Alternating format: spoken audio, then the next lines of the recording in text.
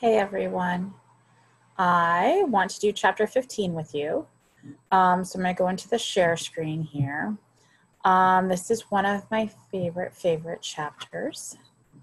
It's going to give you a lot of information when it boils down to it for the exercise prescription project. So let's talk really briefly about that. In the exercise prescription project, you have to look at a lot of normative data for yourself. So you will have to look at your baseline cardiovascular health. You'll have to look at your flexibility. You'll need to look at your strength so that you can come together and figure out areas of deficit, things you want to work on, and strategies for yourself. So with that being said, you have to do 2 cardiorespiratory fitness tests. You have to do a field test. We would have gone up to the track and done that together. And then you will have to do 1 graded test. So as we go through this chapter, this will serve as a reference for you, and I'll draw some things to your attention so you can think about how you best want to go about it. So basically, this whole chapter is going to look at exercise tests for the cardiorespiratory fitness. So first things first, we'll screen some people. The PAR-Q Plus is a revised version of the original PAR-Q.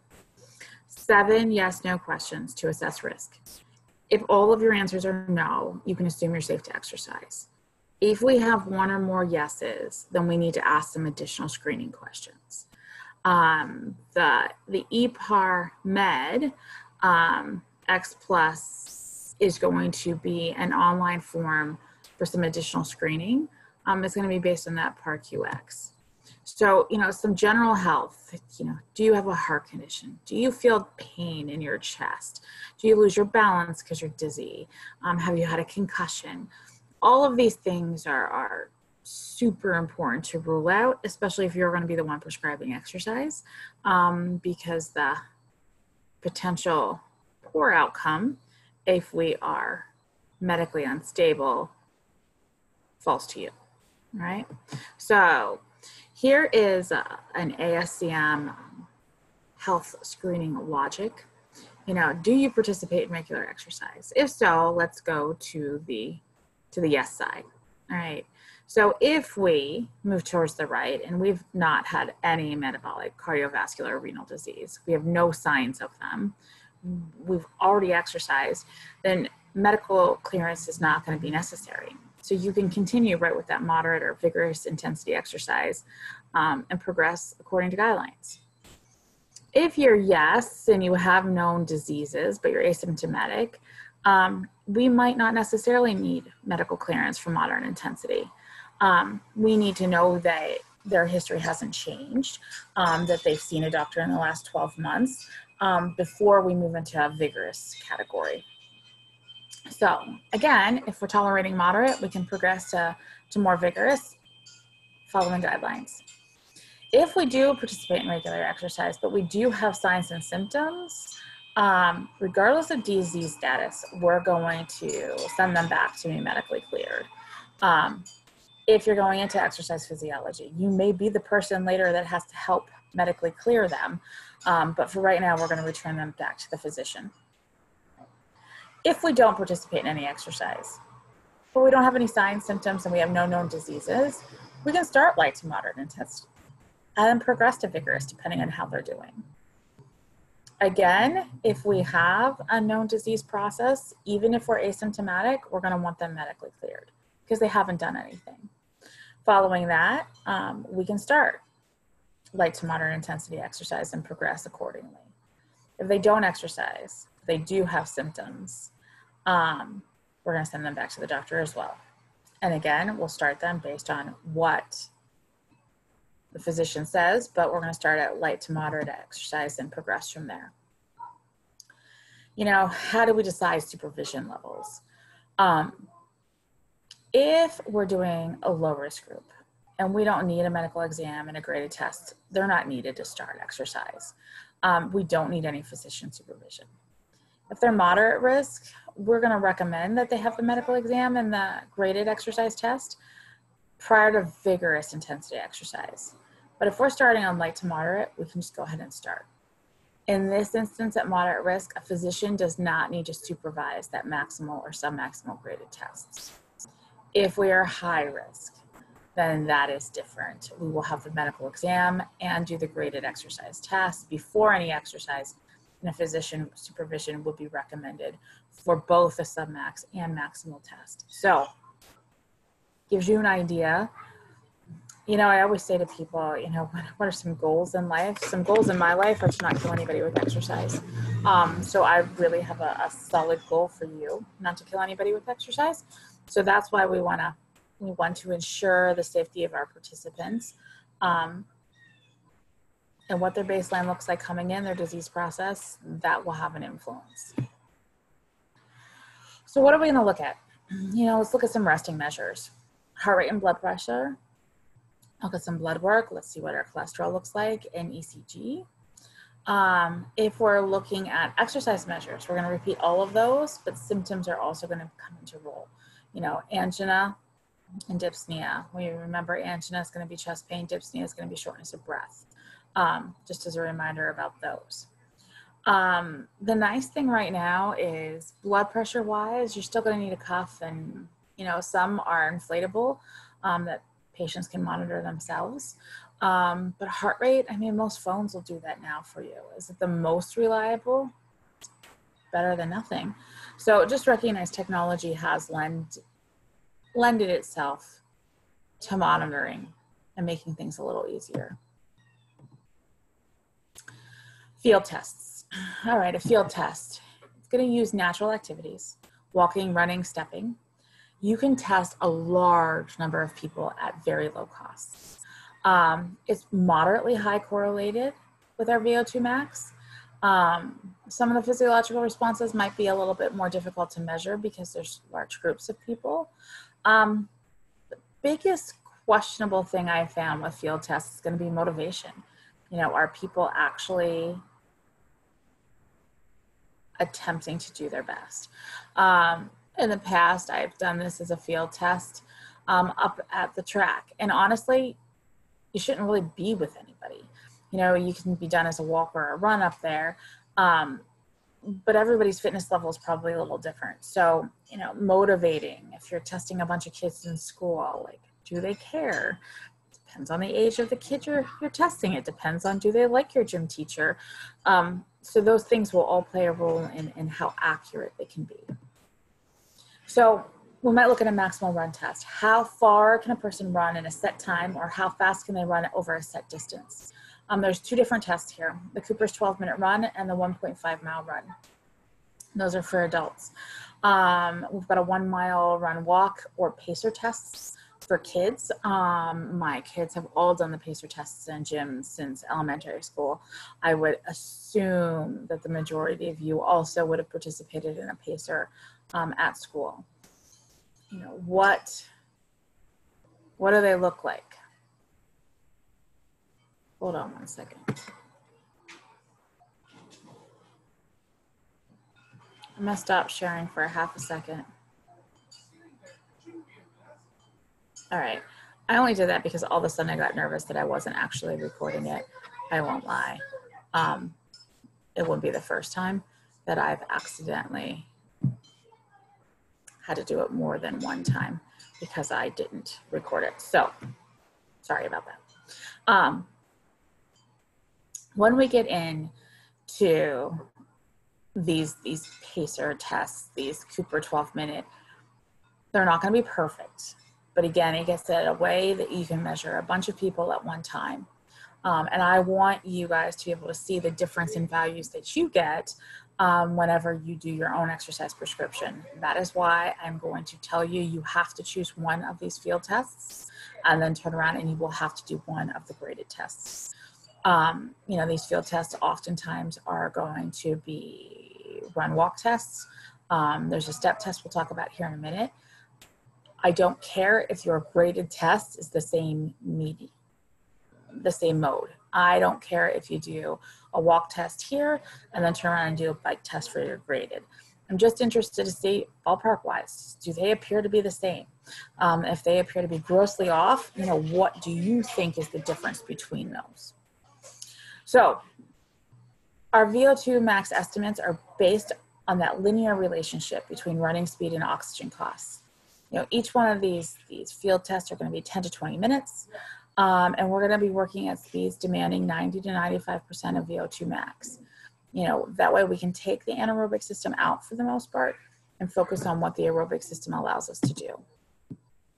So here are some calculations looking at this VO2 from a running speed versus from a walking speed. So you're going to see they're going to be different. So, you know, your test is going to be accordingly.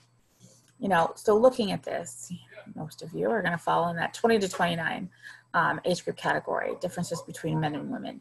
So once you figure out what your VO2 max is, you can normalize it for age and gender and see where you sit.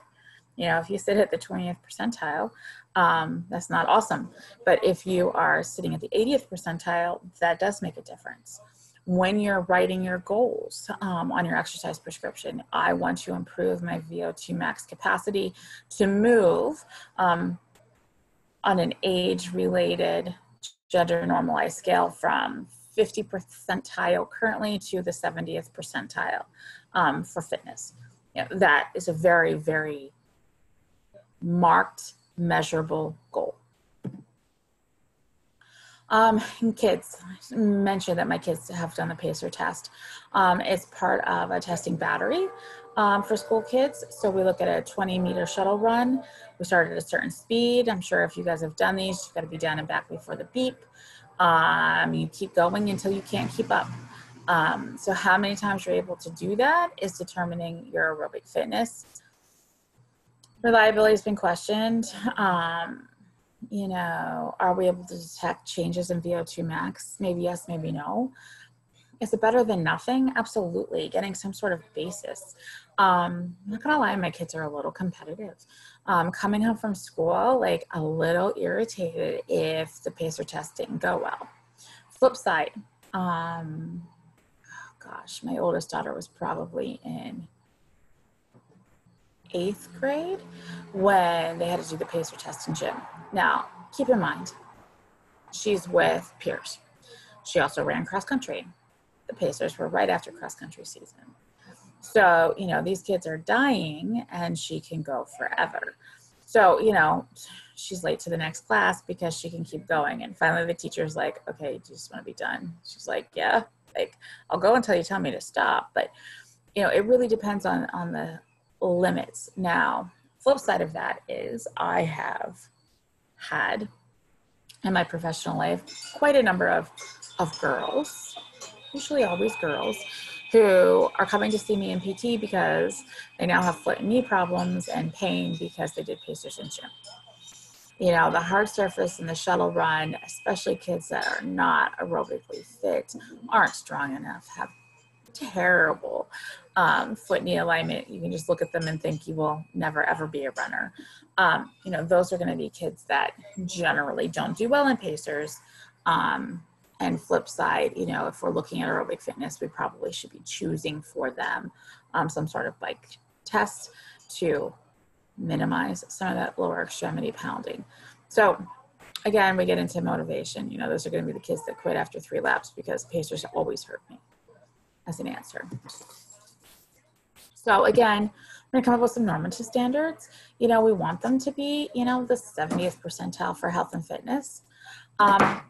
Those are going to give us our normatives. If we remember from past research class, criterion reference standards are going to be what is the minimum level of fitness consistent with good health. So this might set our standard for boys aged 5 to 17 of being 42 milliliters per kilogram per minute. Okay. So what we really want to do is figure out what we need. And then we can translate those criterion values into performance outcomes.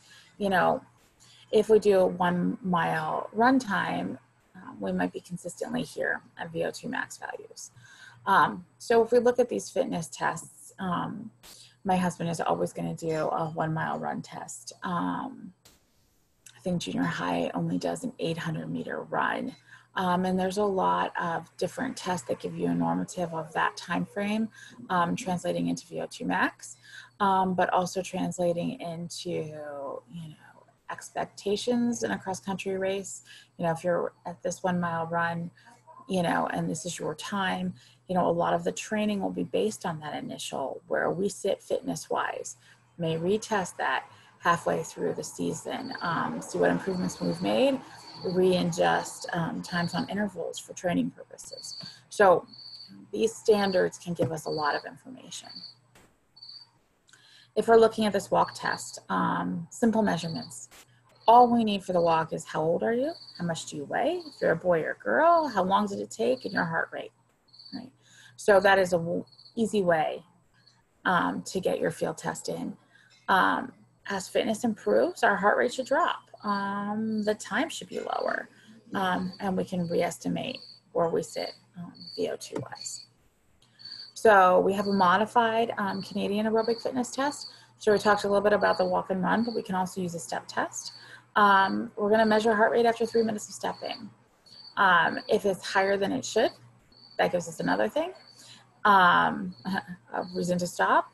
If it's not, we'll continue for another 3 minutes. And we can look at what our fitness level is based on our post-exercise heart rate. So that will also be an estimate. So that will be something you can look up if you don't want to do the walk or run test. You know, and here are some different groups of normatives, you know, at each cadence and how many steps we get through. What is our oxygen cost? It gives us an idea of where to start depending on our age, and it will be gender specific as well. So these, again, just give us different ways to measure it. All right, so I am hoping there's no questions about that. If so, you're going to email me or put it in the discussion board. That's absolutely okay too. Our graded exercise test, you know, our cardiorespiratory fitness, we can do it on the treadmill, we can do it on a bike, we could do it on another step bench. They're usually incremental tests. So we want to increase our work rate every 2 to 3 minutes because we have to hit steady state and see where we are to progress. There'll be a predetermined endpoint, okay? They can either be maximal or they can be submaximal. We can extrapolate out the response. So heart rate, we can palpate it. We can use a stethoscope. If we're on an ECG, we can look at it there. A lot of our fitness apparatus, treadmills and bikes, take heart rate. Again, a lot of people have fitness watches that will display our heart rate. All acceptable means of doing this. We can measure it during exercise and recovery. We need to look at it once we're in steady state. The recovery heart rate has to be measured for 10 seconds within the first 15 seconds post-exercise. And that's something really that you have to look at. When you're doing your graded test, there's a lot of things that have to happen in a very short amount of time. So you have to understand what your plan is going into it so that you can get recorded all the variables you need. Blood pressure, you can't hold the handlebar with the arm that you're taking the blood pressure on because squeezing it's gonna screw up your measurement, all right? Well, remember that first sound is systolic BP. Your fourth sound or the change in tone or the muffling of the noise is gonna be the diastolic blood pressure. It's gonna be hard to do your own blood pressure because you're not gonna be able to work necessarily in partners. If you're at home and somebody, your mom's a nurse and can take your blood pressure while you're doing this, please feel free to choose a test that requires it. Otherwise, you have to look at what capabilities you have and what environment you're going to be testing in, and you may have to choose something that doesn't require blood pressure. Keep that in mind. ECG, remember we talked about double product, heart rate and systolic BP. What is the O2 demand myocardially? It can identify arrhythmias or any conduction disturbances. If any of you, when you do your own PAR-Q to ensure that you are actually able to participate in exercise, if we seem to have any concerns regarding arrhythmias or conduction or diagnosed heart issues, I'm going to expect you to email me because we'll have to modify this. We remember that myocardial ischemia is an inadequate perfusion of oxygen to the heart.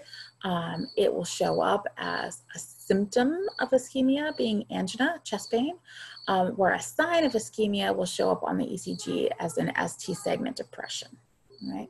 So remember those differences between signs and symptoms. Another form or measure that we're going to use is your RPE scale. It's your rating of perceived exertion. The original scale was 6 to 20. A revised scale of 0 to 10 came out.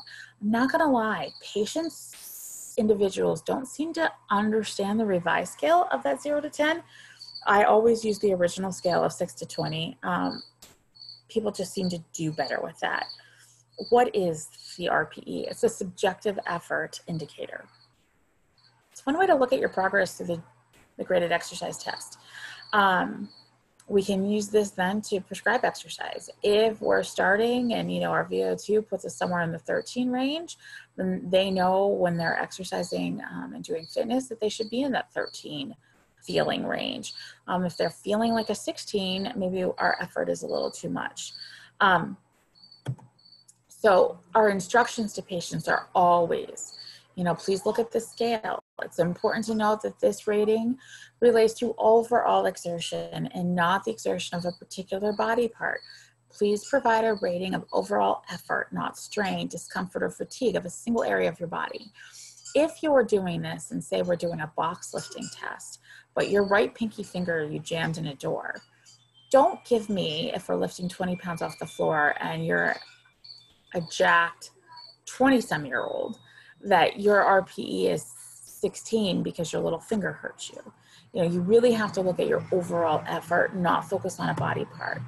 So this is the actual scale. That original, like I said, my experience has been individuals seem to do much better with the original scale. If you're working and you're a 13, it's somewhat hard. Then it's hard, it's very hard. It gives us it's pretty reliable. If I'm doing a functional capacity evaluation and I'm looking to see if, what results they're giving me appear to be valid. This RPE has been shown in the research to need to be within 50 points of their heart rate. So if they're telling me they're an RPE of 15, but their heart rate is 88. That doesn't tell me that they're necessarily correlating. If they're telling me they've got a heart rate of 129 and they're telling me that their RPE is 13, it's 130. That's right there within that 50 range. So it gives us an idea that their self-report, their subjective report of effort is corresponding to how hard their heart rate is. So, that's something that can be used to establish validity depending on a test. So depending on what you're doing in life, you will see this RPE scale.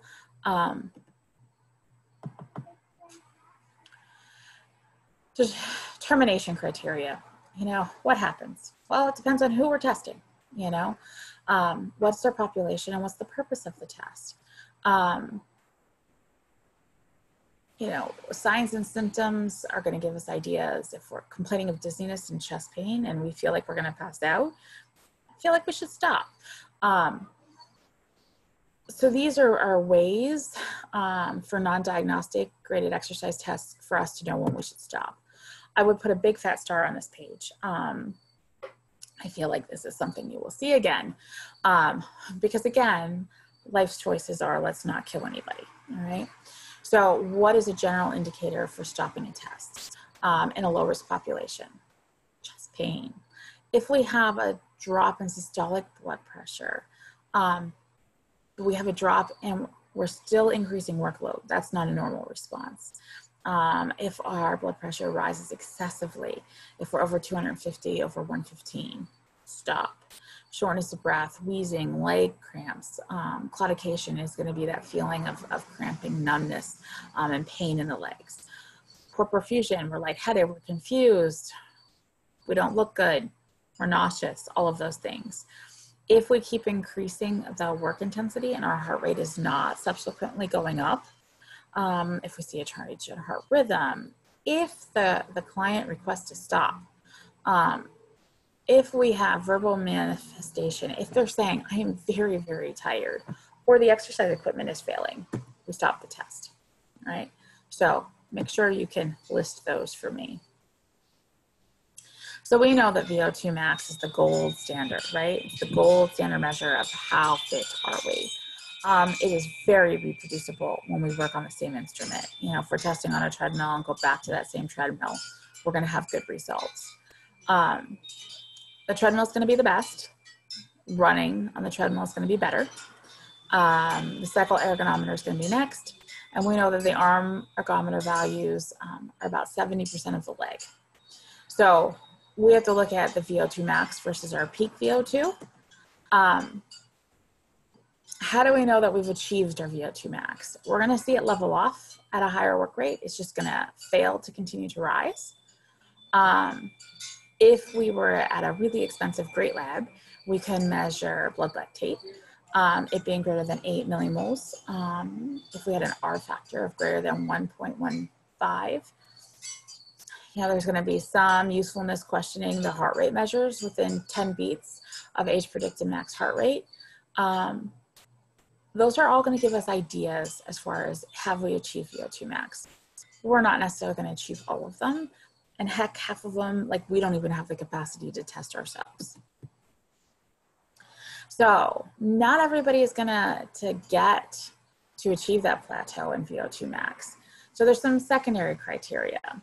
You know, we don't necessarily maybe need a true plateau, but we can look at that highest VO2 measured during incremental exercise, not being different than subsequent tests or at a higher work rate. So, you know, if we see it, if we're consistent in the verification, you know, if we have a work rate and we have a certain duration and a rest interval with a warm up and we're able to sample gases at intervals, that would be great. Again, we don't have that capability. So, you know, what are we gonna really actually do? We're probably gonna estimate our VO2 max from that last work rate, okay? Again, it's not gonna be practical in our instances to measure it directly. We can look at different calculations and look at what we're estimating our VO2 max from the last stage of that graded exercise test will be. We have to achieve steady state at each work level so that our measures are valid, but we can look at, yes, there's gonna be standard error, right? Or we're not maximally testing, we're not looking at blood gas levels, but there's a lot of different equations out there to look at that VO2 max. You know, we can have one standard error rate. If we're looking at the last stage of a maximal test, we might see a standard error of 3 milliliters per kilogram per minute. If we're looking at heart rate from a submax test, it might be 4 or 5 milliliters. If we're looking at a 1 mile walk or a 12-minute run test, we might see a standard error rate of 5 milliliters. Again, we're not looking for perfection. We're looking for some consistency and some baselines, right? Something to compare to so you can retest later. If we're estimating VO2 max from submax heart rate responses, we're gonna measure heart rates at several submax work rates, and we're looking at between 70 and 80% of predicted max heart rate. We can then extrapolate that submax heart rate to estimate our VO2 max. I'm gonna show you here in a minute a chart on how to do that. When you do your exercise prescription, you might be smart enough to make the computer do that for you. I don't care. You guys are going to give me your data in a PowerPoint presentation. So I really don't care if you draw this out on graph paper and snap a picture of it and include it. That will be absolutely fine as far as I'm concerned. If we're looking at heart rate as being our response, we might have some standard deviations and standard errors because max heart rate is going to be plus or minus 11 beats per minute. So we might overestimate or underestimate. Other things can play here. You know, are we dehydrated? What's the temperature? Are we on a medication that mutes heart rate response or affects it? All of those things will be here. But if we're going to look at estimating VO2 max from a cycle ergometer, we're going to look at, different work rates are going along the bottom, and we're going to plot heart rate at each one of those work rates, all right? And once we hit that 85% of what your age predicted heart rate max should be, then we're just going to draw a straight line up and drop it down, all right? So that we know where we think we would be, okay? So when we look at these graded tests, we have to consider our population. Are we doing a sub-max or a max? Well, where should we start? If you're super fit, we're not starting at the beginning. The test will take forever. If we're super sedentary, we have to start at the beginning, or we won't even get any data because we'll already have maxed out. What is the rate of change of work rate? Are we going to do it on a treadmill, on the ergometer, on a step test? We have to follow the directions carefully and completely. And can we do our best to control for temperature and humidity? So you're going to pick the test that's best for you. Again, you can choose the treadmill. It can go from the least fit to the most fit. You can change the speed and or the grade and estimate that VO2 max. You could also be a single stage test. There's a lot of different protocols. Here's just a couple of them from the book. You might have, and look at this very first one. It's for poorly fit subjects, all right?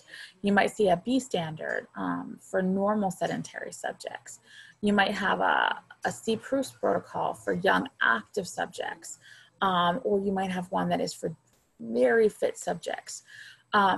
So let's look real quick here. If you fall in that young active subject and you want to do the Bruce protocol, you have to look at, where are you going to fall, and can your treadmill do the percent grade? I think most of the treadmills at Kouchner maxed out at 15% grade. So that's going to be something to consider equipment-wise and where you think you're going to be. So just want to draw attention to that before you get yourself all set and realize I can't get past, the third stage because I don't have the ability to change my percent grade. Okay. So if we look at estimating that VO2 max from the sub-max test, you're going to see where we change that percent grade. Like I said, you'll see where you plot heart rate response and you're measuring it every couple minutes based on protocol till you hit that 85%.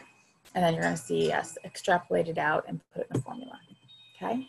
This is a YouTube video on the treadmill test. I want to know, did you think I chose it for the costumes or the music or a little bit of both?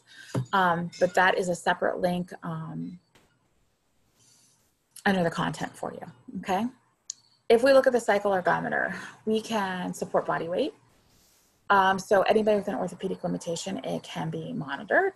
More than that, if you're a cycler, perhaps you want to know what your capacity is on a cycle. That makes sense. The work rate is going to depend on the resistance and the pedal rate. Generally speaking, we're going to maintain our pedal rate and change our resistance. The Peloton bikes and the bikes they have for spin class actually work really, really well for this because there's a manual way to change resistance. So not that any of you are necessarily on campus, but if you have a bike or a Peloton at home, you should be able to generally reproduce this test. So you can do a YMCA protocol, you can do a single stage 6-minute test. There's different ones here. If we look at the YMCA, stage 1's the same. That's what you're going to do. If you take your heart rate and it's under 86, you're going to jump to 600 kilograms per minute as far as your resistance. If your heart rate is 86 to 100, we're only going to go to 450. If you're over 100, you're only going to go to 300. So you can see how the resistance changes at these different stages. So generally speaking, if you're more fit, you're going to get more resistance faster. Right? But again, it'll go through, how do you estimate it? How do you put your values on there? You're going to stop the test when your second heart rate value is greater than 110. All right. So again, if you're super fit, you could be on that bike for bloody ever if your heart rate is under 86 at the first measure. Okay. So that's why it's going to crank that resistance up a little bit more so you can be done. All right. So again, there's going to be different formulas that you use. And there's a second link up there on the YMCA bike, so that way you can look at it. We talked about step tests, a lot of different protocols out there. You know, you're going to control the height of the step and the rate, and you're going to look at heart rate. You can look at that Astron rhyming nanogram. I think they're incredibly confusing. There should be one in your book as far as trying to draw the lines and connect the dots. You can come up with the formula that way. So again, we're going to look at this particular test. It looked at a step height of 16 centimeters and a rate that varied until we looked at just heart rate to max it out. Okay.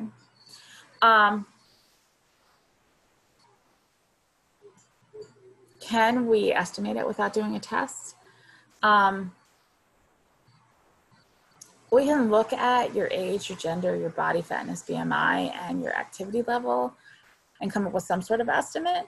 It's really only going to predict future health outcomes. It's not really going to give you an answer on your actual fitness now. So yes, they can come up with some guesses and calculations, but they're not necessarily going to be meaningful to you as the individual. All right, I hope that has given you some ideas on what to do. I would suggest, if possible, start to try and get this criteria and this number in. At least get through one of the graded tests. I am going to have you guys do your exercise prescriptions as a presentation, all right?